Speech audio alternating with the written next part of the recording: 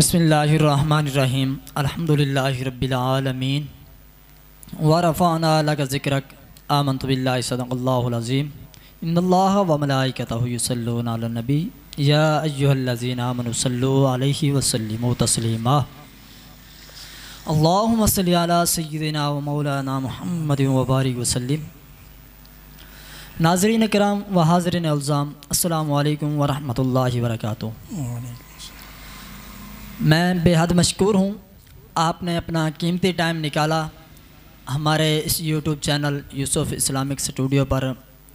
آپ یہ جو ویڈیو دیکھ رہے ہیں سکپ نہ کیجیے گا، آپ پوری ویڈیو دیکھیے گا، انشاءاللہ آپ کو فائدہ ہی ملے گا۔ آج اس شخصیت کے بارے میں ہم گفتگو کرنا چاہ رہے ہیں، دور حاضر کی ضرورت بھی ہے اور جن کا نامی نام اس طرح سے بھی کہا جاتا ہے کہ جس طرح آج پکارا جاتا ہے میرا جسم میری مرضی، اور علماء نے بھی کہا ہے اگر وہ شخص پڑھانے والے ہوں جن کا آج ہم تذکرہ کر رہے ہیں، ان کو بھی شریعت اجازت نہیں دیتی کہ وہ اکیلی عورت یعنی بچے کو علم دین قرآن کا سبق پڑھائیں، ان کو بھی اجازت نہیں دیتی۔ تو یہ دنیا دار اور یہ جو دنیا دار آج پڑھا رہے ہیں کالج میں یونیورسٹی میں، تو ان کو کہاں سے اجازت مل گئی؟ خیر، ہم چلتے ہیں اپنے موضوع کی طرف۔ آج کا جو ہمارا موضوع ہے خواجہ خواجگان خواجہ حسن بصری رحمۃ اللہ تعالی علیہ کی شان، آپ کا نام اور آپ کی مختصر زندگی کے بارے میں گفتگو کریں گے۔ آپ کے استاذ گرامی اور آپ کس کی بیعت کیا آپ نے اور آپ کا مزار مبارک کہاں ہے، تو آئیں انہی سوال کا آغاز کرتے ہیں۔ علامہ صاحب سے پوچھتے ہیں۔ السلام علیکم ورحمۃ اللہ وبرکاتہ۔ وعلیکم السلام ورحمۃ اللہ وبرکاتہ۔ علامہ صاحب، ٹائم مختصر اور میں ابتدائی ہی سوال آپ سے کرتا ہوں کہ خواجہ حسن بصری نام ہم نے سنا، ان کا آپ پورا نام اور لقب اور کنایت آپ ارشاد فرمائیے۔ الصلاۃ والسلام علیکہ یا سیدی یا رسول اللہ وعلی آلک و اصحابک یا سیدی یا حبیب اللہ۔ الصلاۃ والسلام علیکہ یا سیدی یا رحمۃ للعالمین۔ بسم اللہ الرحمن الرحیم۔ یا ایہا الذین آمنوا اتقوا اللہ وکونوا مع الصادقین۔ آمنت باللہ صدق اللہ العظیم۔ آج الحمدللہ اللہ کے ولی، اللہ کے پیاروں کا آپ نے تذکرہ چھیڑا ہے۔ دعا ہے اللہ تبارک و تعالی ہم سب کو مل بیٹھنا اپنی بارگاہ میں قبول فرمائے۔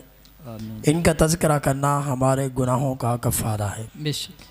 پہلی چیز یہ ہے کہ ان کا تذکرہ کرنا اللہ والوں کا، یہ ہمارے گناہوں کا کفارہ ہے۔ اور خواجہ حسن بصری رحمۃ اللہ تعالی علیہ، آپ اس نام سے مشہور ہیں، جانے پہچانے جاتے ہیں۔ اور یہ وہ شخصیت ہے جن کا نام حسن تھا۔ یہ نام کس نے رکھا اور آپ کی ولادت کہاں ہوئی؟ آپ مدینہ شریف میں پیدا ہوئے، اور جب آپ بچے تھے آپ کو لے کر سیدنا فاروق اعظم رضی اللہ تعالیٰ عنہ کی بارگاہ میں حاضر کیا گیا۔ تو آپ نے دیکھا بہت خوبصورت بچہ ہے، تو آپ کا نام جو ہے حسن رکھا۔ حسن خوبصورت کو کہتے ہیں۔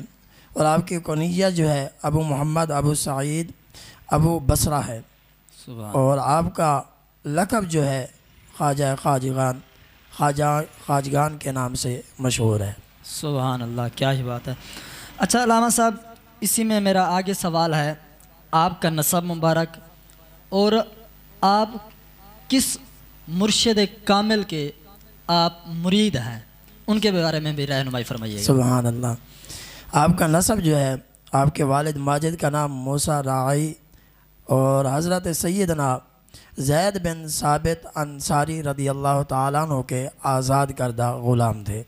آپ نے پوچھا آپ کے مرشد کا نام جی، اور پہلے یہ بتاتا چلوں کہ آپ کن کے مرشد ہیں۔ آپ سرکار غوث الاعظم رضی اللہ تعالیٰ کا آج نام سنتے ہیں، بے شک، آپ کا تذکرہ، آپ کا عرس جو ہے ہر مہینے ہوتا ہے، بے شک، اور یہ ان کے بھی پیر ہیں۔ کیا بات ہے۔ خواجہ حسن بصری سرکار غوث الاعظم کے بھی پیر ہیں۔ سبحان اللہ۔ اور آپ کے آپ نے استاد کا نام پوچھا، آپ کے استاد کے جو نام ہے وہ سیدنا علی المرتضیٰ شیر خدا کرم اللہ وجہ الکریم ہے، اور آپ انہی کے دست بیعت بھی ہیں، اور انہی کے مرید خاص بھی ہیں، اور انہی کے شاگرد خاص بھی ہیں، اور آپ نے یہاں پرورش پائی مدینہ پاک میں۔ مدینہ پاک میں حضرت ام سلمہ رضی اللہ تعالی عنہ کے گھر میں آپ نے پرورش پائی۔ آپ فرماتی ہیں کہ آقا علیہ الصلوۃ والسلام کا ایک دن بچا ہوا پانی پڑا تھا، یہ بچے تھے، کھیلتے ہوئے آئے، یعنی آپ کا لعاب دان جو ہے وہ بھی مبارک آپ نے پیا، یہ بھی آپ نے شرف حاصل ہے۔ اور آپ محبوب علیہ الصلوۃ والسلام کی محبوب بیوی حضرت ام سلمہ مومنوں کی ماں کے ہاتھوں میں آپ کھیلتے بھی رہے، اور آپ کے گھر میں پنگھوڑے کے اندر آپ جھولتے بھی رہے۔ یہ سعادت سیدنا حسن بصری رحمۃ اللہ تعالی کو حاصل ہے۔ سبحان اللہ۔ اور اسی کے ساتھ آپ کی تعلیم اور تربیت، اس کے بارے میں بھی رہنمائی فرمائیں۔ سبحان اللہ۔ تعلیم اور تربیت، آپ نے کثیر صحابہ کرام کی صحبت حاصل کی۔ سبحان اللہ۔ یعنی ایسا نہیں کہ صرف مولا علی کرم اللہ وجہ الکریم کی صحبت آپ کو حاصل ہوئی، بلکہ کثیر صحابہ کی صحبت حاصل کی اور پیشوا خلق ہوئے، اور آپ امیر المومنین سیدنا علی المرتضیٰ امام حسن رضی اللہ تعالی عنہ، آپ ان کے گھر میں، یعنی آپ نے وہاں مدینہ پاک میں پرورش پائی، تعلیم بھی وہاں مدینہ میں آپ نے حاصل کی، دینی علوم بھی آپ نے مدینہ پاک میں پڑھے۔ سبحان اللہ، کیا بات ہے۔ یعنی جن کا نام سنا جاتا ہے، جو قلندروں کے بھی پیر ہیں، سبحان اللہ، بے شک، اور ولایت کے یوں کہیں بادشاہ، بے شک، اور جو شہر علم ہے ان کے دروازہ جو ہے حضرت علی المرتضیٰ شیر خدا، یہ ان کے مرید خاص بھی ہیں۔ سبحان اللہ۔ اچھا حضور علامہ صاحب، اس میں آپ ان کا علم اور تقوی کے بارے میں کچھ ارشاد فرمائیں۔ سبحان اللہ۔ خواجہ حسن بصری رحمۃ اللہ تعالی علیہ کا تقوی، سبحان اللہ، تقوی سے جو آیات یاد آئی کہ یا ایھا الذین آمنوا اتقوا اللہ، ایمان والوں کو حکم ہوا کہ اللہ سے ڈرو۔ بے شک، معلوم ہوا آپ کے اندر یہ صفت پائی جاتی ہے کہ آپ ایمان والے تھے، کامل ایمان والے تھے، آپ اللہ سے ڈرنے والے تھے۔ کسی نے سوال کیا کہ آپ کو جانا اور پہچانا جاتا ہے اس نام سے کہ آپ تقوی اور پرہیزگاری کے بڑے پابند ہیں، تقوی اختیار کرتے ہیں اور پرہیزگاری۔ آپ نے فرمایا ہاں الحمدللہ۔ فرمایا یہ کیسے حاصل ہوا، تقوی کیسے ملا آپ کو، اور پرہیزگاری کیسے حاصل ہوئی؟ آج تو لوگ کوشش کرنے کے بعد بھی گناہوں سے نہیں بچ سکتے، تو آپ کیسے پرہیزگار بن گئے، اور تقوی کیسے حاصل ہوا؟ آج تو لوگ اللہ سے نہیں ڈرتے، بادشاہ سے ڈرتے ہیں، لوگوں سے ڈرتے ہیں، کہیں لوگ نہ آ جائیں، دیکھ نہ لیں۔ لوگوں کا ڈر تو دل میں ہے، خوف خدا دل میں نہیں ہے، اور خوف خدا جس کے دل میں ہو۔ آپ نے بہت خوبصورت 4 جواب ارشاد فرمائے۔ پہلا جواب آپ کا یہ تھا، فرمایا کہ رزق کا ذمہ جو ہے نا اللہ تبارک و تعالی نے اٹھایا ہے، کیونکہ رب قرآن میں ارشاد فرماتا ہے وَمَا مِن دَابَّةٍ فِي الْأَرْضِ إِلَّا عَلَى اللَّهِ رِزْقُهَا وَيَعْلَمُ مُسْتَقَرَّهَا وَمُسْتَوْدَعَهَا كُلٌّ فِي كِتَابٍ مُبِينٍ، کہ کوئی جاندار چیز ایسی نہیں زمین پر چلنے والی جسے اللہ رزق عطا نہ فرماتا ہو۔ فرمایا مجھے یقین ہو گیا کہ رب تعالی میرا رزق مجھے عطا فرمائے گا۔ سبحان اللہ۔ اور میں نے یہاں تک پڑھا کہ رزق بندے کو ایسے تلاش کرتا ہے جیسے بندے کو موت تلاش کرتی ہے۔ اب غازی صاحب غور کریں، جو بندہ موت سے نہیں بچ سکتا تو پھر رزق سے کیسے بچ سکتا ہے؟ جو تیرے نصیب میں لکھا ہے وہ تجھے مل کر رہے گا۔ اسی بات سے بھی آپ کا یہ بھی نظر آتا ہے، کیونکہ مدینہ کے تاجدار نے فرمایا کہ جو بندہ اللہ تبارک و تعالیٰ کے دیے ہوئے تھوڑے رزق پر راضی ہو جاتا ہے، کیونکہ بات چل رہی تھی خواجہ حسن بصری رحمۃ اللہ تعالی علیہ کہ مولا علی فرماتے ہیں مجھے پریشانی ختم ہو گئی میری۔ کس بات پر؟ فرمایا جب سے یہ حضور کا نسخہ اور فرمان سنا ہے نا، کہ حضور نے فرمایا اللہ تبارک و تعالیٰ کے دیے ہوئے تھوڑے رزق پر راضی ہو جاؤ، میرا رب تمہارے تھوڑے عملوں پر راضی ہو جائے گا۔ پھر آپ ایک رکوع کی تلاوت کریں گے غاری صاحب تو رب راضی ہو جائے گا، آپ 2 رکعت نماز نفل ادا کریں گے تو رب راضی ہو جائے گا، آپ ایک سجدہ کریں گے، سر جھکائیں گے تو میرا رب راضی ہو جائے گا۔ یہ تھا آپ کا پہلا سبق، نصیحت ہمارے لیے خواجہ حسن بصری رحمۃ اللہ تعالی علیہ۔ اور آپ نے دوسری بات ارشاد فرمائی، فرمایا دوسری چیز یہ ہے کہ اللہ تبارک و تعالی نے عبادت میرے اوپر فرض کی ہے، عبادت میں نے کرنی ہے، میری جگہ کوئی دوسرا عبادت نہیں کرے گا، فرائض میری جگہ کوئی دوسرا ادا نہیں کرے گا۔ اس کے بعد میں نے عبادت میں ذوق اور شوق پیدا کیا۔ جب بندہ ذوق کے ساتھ نا، جیسے وہ کہتے ہیں خشوع خضوع کے ساتھ، کیا بات ہے، فرمایا جب دل سے بندے کو لطف آئے نا کہ میں اللہ سے ملاقات کرنے جا رہا ہوں، کہ میں رب کی بارگاہ میں حاضر ہونے والا ہوں۔ مولا علی جب جاتے تو آپ کے چہرے کا رنگ جو ہے نا فرمایا سرخ ہو جاتا۔ لوگ کہتے کہ آپ پہلے تو صحیح سلامت تھے، آج چہرے کا رنگ۔ فرمایا میں اس بارگاہ کی حاضری کے لیے جا رہا ہوں، فرمایا جو وحدہ لا شریک ہے، اس کی بارگاہ میں حاضر ہونے جا رہا ہوں، اس لیے کہ میں یہ کیسے فرائض ادا کر سکوں، کیسے ادا کر سکتا ہوں۔ دوسری بات آپ نے کی کہ میری جگہ کوئی عبادت نہیں کرے گا، عبادت جو ہے میں نے خود کرنی ہے، میں نے اپنے رب کو راضی کرنا ہے، اپنے رب کی رضا چاہنی ہے۔ اور تیسری بات آپ نے بیان فرمائی، فرمایا جب سے میں نے سنا کہ موت آ کر رہے گی، موت سے بچنے والا نہیں ہوں، اسی دن سے فرمایا میں نے تیاری شروع کر دی۔ سبحان اللہ۔ آج لوگ اگر سفر پہ جانے لگیں تیاری کرتے ہیں، صرف تیاری نہیں کرتے تو موت کی تیاری نہیں کرتے۔ بالکل۔ اور یہ تھوڑی سی زندگی ہے، اس زندگی کے لیے ایک دوسرے کو ناراض کرنا، ایک دوسرے کی غیبت کرنا، ایک دوسرے کو بدنام کرنا، تھوڑی سی زندگی کے لیے، تھوڑی سی زندگی کے لیے مال جمع کرنا، لباس بنوانا اور پہننا اور کھانے کے لیے اشیاء جمع کرنا، یہ تو تھوڑی سی زندگی ہے۔ بے شک۔ فرمایا جو آنے والی زندگی ہے انسان کو موت بھی نہیں آئے گی، بے شک۔ موت کو موت آ جائے گی، انسان کو موت نہیں آئے گی، انسان ہمیشہ پھر زندہ رہے گا۔ ایک مثال دے کر سمجھایا حضور نے، فرمایا زمین آسمان کے درمیان جتنا خلا ہے یہ رائی کے دانے سے بھر دیا جائے۔ آج تقوی اور پرہیزگاری خواجہ حسن بصری کے بیان کر رہے ہیں، یہ بھی ہماری طرح انسان تھے۔ آج لوگ کہتے ہیں کیسے کر سکتے ہیں ہم عبادت، ساری رات کیسے کھڑے رہیں، ہم قرآن پاک کی تلاوت کیسے کریں، مشکل ہو جاتا ہے۔ مشکل نہیں ہوتا، جس کے اندر ایمان مضبوط ہوتا ہے، ایمان کی دولت ہوتی ہے، فرمایا اسے پریشانی نہیں ہوتی، اسے نماز میں بھی آسانی ہوتی ہے، قرآن میں بھی آسانی ہوتی ہے۔ بے شک بے شک۔ زمین آسمان کے درمیان جو خلا ہے بھر دیا جائے، 1000 سال کے بعد پرندہ آئے ایک دانہ اٹھا کر لے گئے، فرمایا یہ زمین آسمان کے درمیان جتنا خلا ہے یہ دانے تو ختم ہو جائیں گے، آنے والی زندگی ختم نہیں ہوگی۔ بے شک۔ فرمایا کہ پھر میں اس زندگی کی تیاری کر رہا ہوں۔ خواجہ حسن بصری رحمۃ اللہ تعالی علیہ فرماتے ہیں میں نے یقین کر لیا کہ میں اپنے رب کی ملاقات کو پسند کرتا ہوں۔ یہاں پر مفسرین نے فرمایا جو بندہ اپنے رب کی ملاقات کو پسند کرتا ہے میرا رب اس کی ملاقات کو پسند کرتا ہے، اور جو بندہ اپنے رب کی ملاقات کو پسند نہیں کرتا میرا رب اس کی ملاقات کو بھی پسند نہیں کرتا۔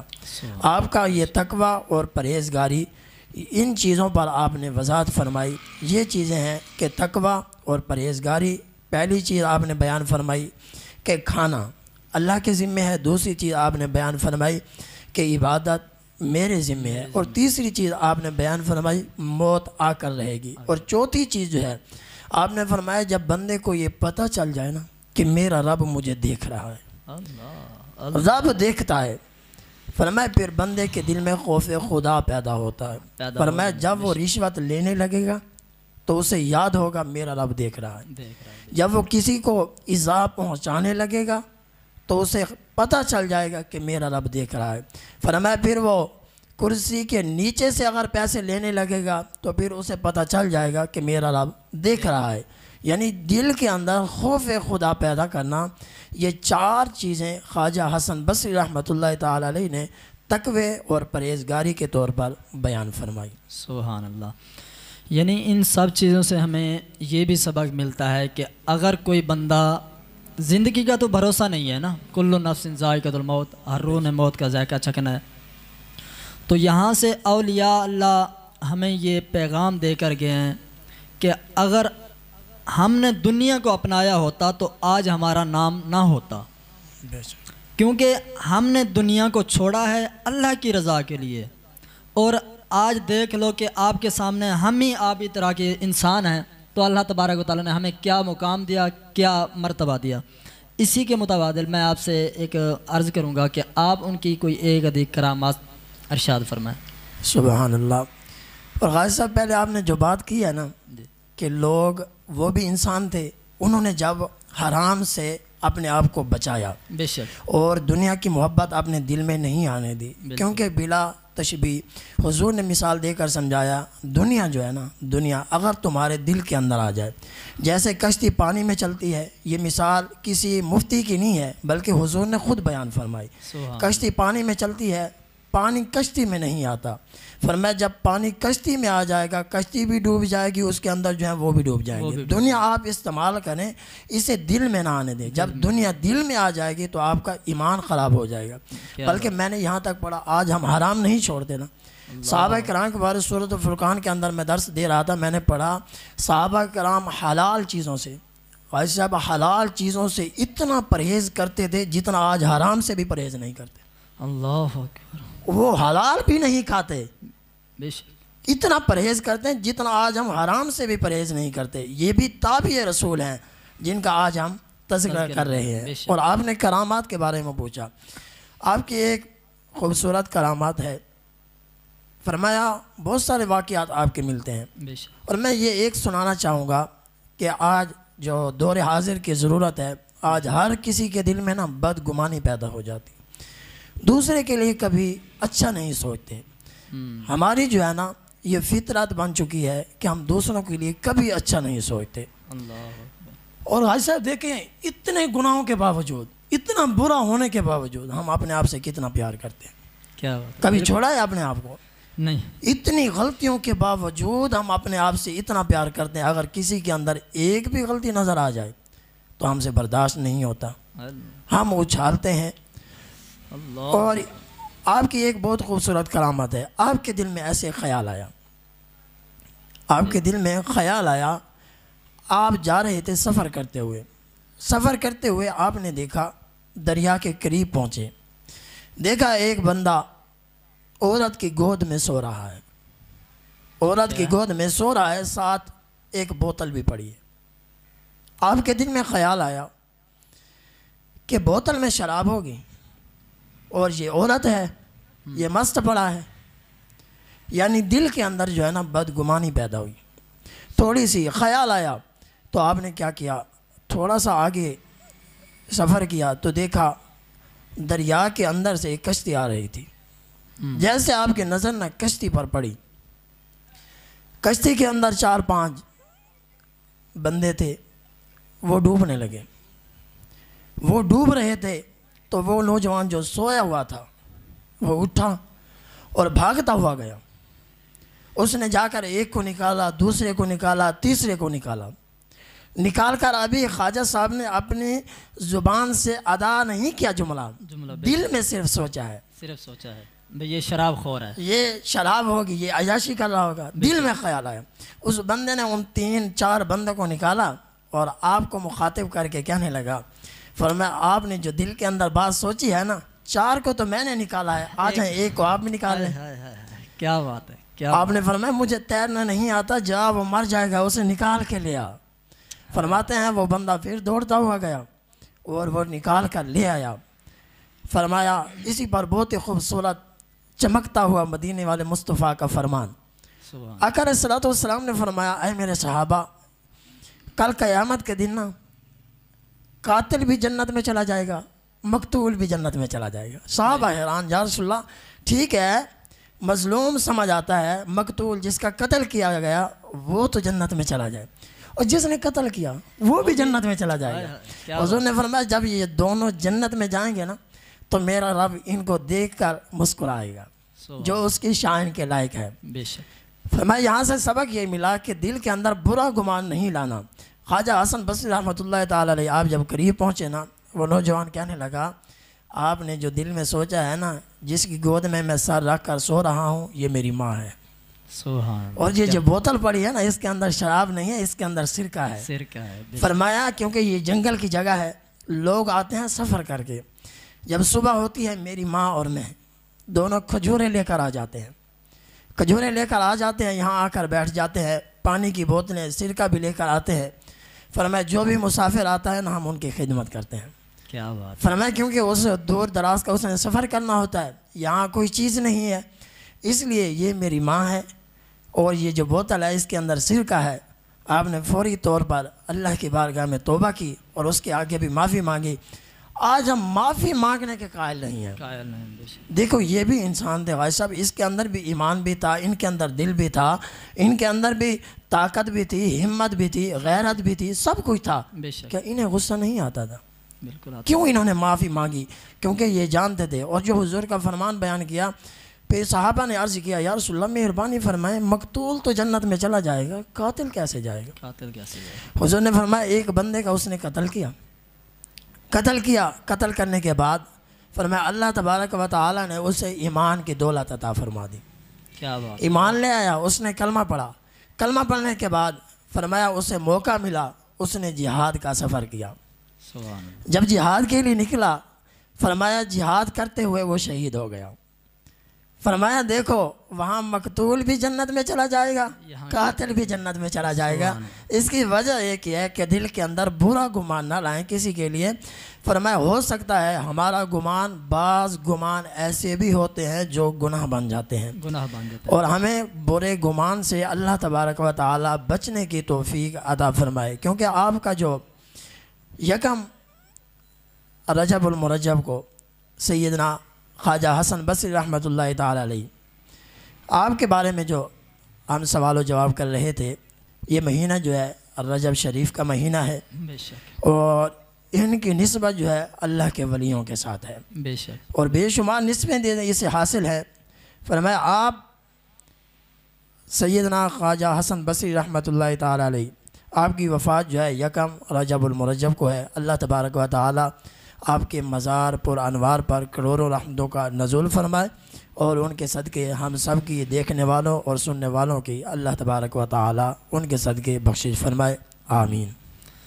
آپ کا مزار مبارک علامہ صاحب آپ نے بتانا تھا تو میں ہی بتا دیتا ہوں۔ آپ کا مزار مبارک عراق کے ملک عراق ہے آج کا جو دور ہے، کیونکہ ملک جانے جاتے ہیں، اور بصرہ شہر کے اندر ہے۔